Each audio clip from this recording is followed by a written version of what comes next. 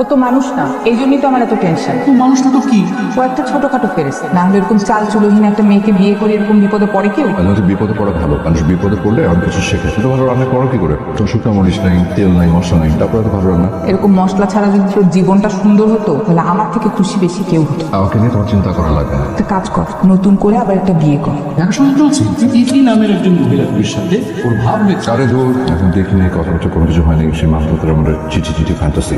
এবার কিন্তু দেখে শুনে বিয়ে করতে হবে, আমি কিন্তু কাউকে এখন বিশ্বাস করি না। আমি বিশ্বাস করি। আমি করি, মানুষ বিশ্বাস করতে আমার ভালো লাগে। মায়া হচ্ছে ভালোবাসার আতুর ঘর। ভালোবাসা মুছে পড়া গেলেও আমি চাইলে কখনো মায়া বুঝতে পারবো না। তাহলে আপনার জন্য এই যে আমার উঠার পাথার মায়া, এই মনে কাটাবো কিভাবে? মায়াটা কেন কাটাতে হবে? ছোট্ট একটা জীবন, মায়াটাকে বাঁচতে দেওয়া উচিত।